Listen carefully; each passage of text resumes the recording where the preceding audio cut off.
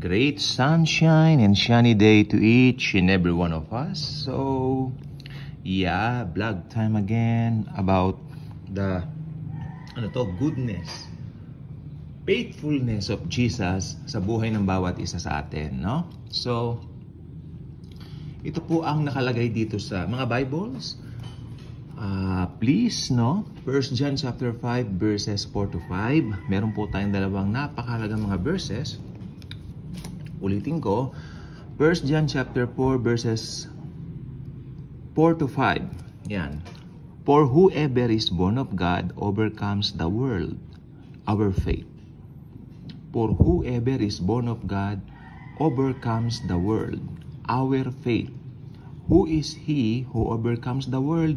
But he who believes that Jesus is the Son of God.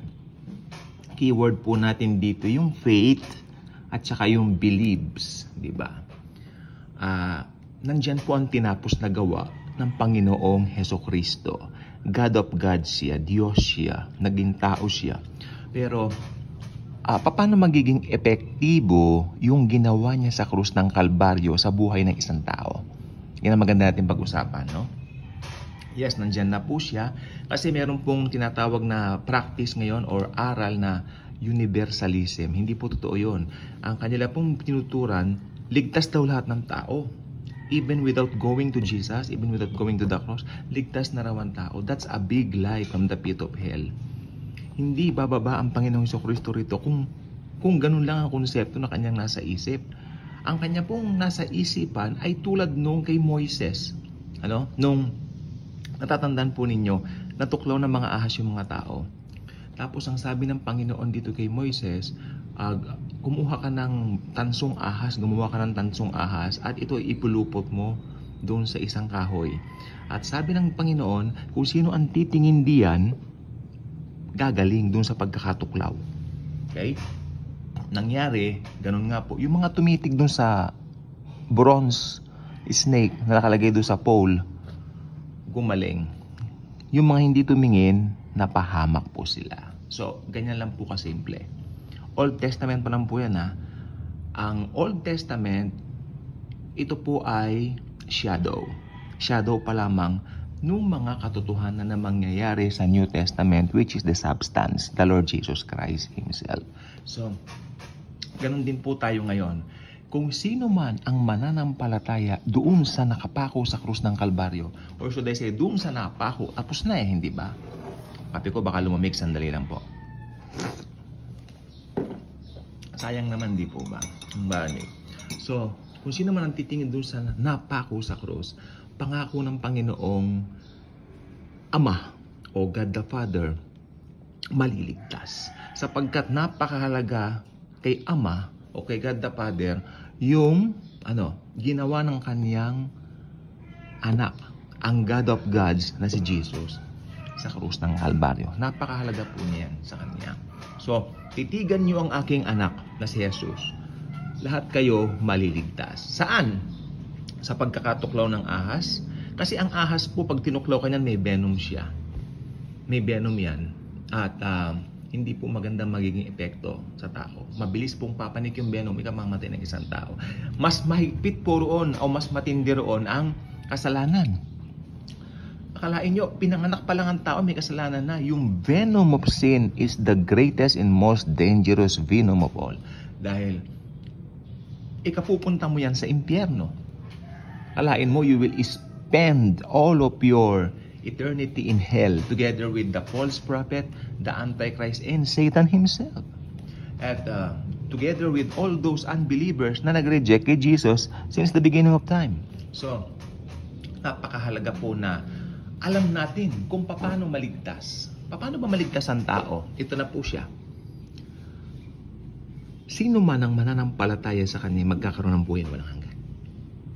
Ang keyword natin, believe. Believe. Believe. Hindi mo kailangan ng cheche bureche kung ano nung gagawin na kung ano nung seremonya. No, believe.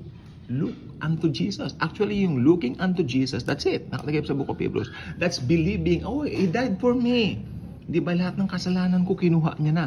So, lahat po ng yan, napaka-detalyado sa mind ng Panginoon bago pa siya maging tao. Alam niya ang maniniwala sa Kanya, surely, magkakaroon ng buhay na walang hanggan. So, it's up to you. Nandyan na po ang Bible. Nandyan po ang paraan para maligtas tayo. Nakasulat sa Bible. Especially sa Book of John. Umuulan din ng mga patotoo kung paano maliligtas ang isang tao laban sa kapangyarihan o binom ng kasalanan. Yan ay walang iba kundi ang nag-iisang solusyon sa kasalanan, ang Diyos ng mga Diyos na naging tao, si Jesus Christ. Dahil, kalain po ninyo, dugo ng Diyos ang nabubuo doon. The blood of God ang nabubuo doon sa krus ng Kalbaryo. So, powerful blood yan. Sa Old Testament, yung mga inaalay lang ng mga tao ay mga kambing, dugo ng kambing, guya, tupa, yung mga maliliit na pati yung mga itik, yung mga ibon na maliliit yata, pati yun tinatanggap as a sacrifice, So, yung mga tipong ganyan. So, lahat po na yan ay ceremonious laang So, pero ang totoo diyan, yung ang Panginoong Jesucristo, perfect yung kanyang kamatayan sa cross. Wala ka nang hahanapin pa doon sa kanyang kamatayan sa cross. That's a perfect death to redeem us from sin. That's why if you're not yet a subscriber of this channel, I invite you to do so. Click mo ang notification bell. Share mo ang video ito. Tiyak marami magbe-benefit. Lalo na po ngayon, papalapit na po ng papalapit ang panahon. Okay? Igala po ninyo sa paligid ng inyong mga mata. Iba na ang priority ng mga tao. Parang ang mga tao ngayon nakafocus na lang sa material.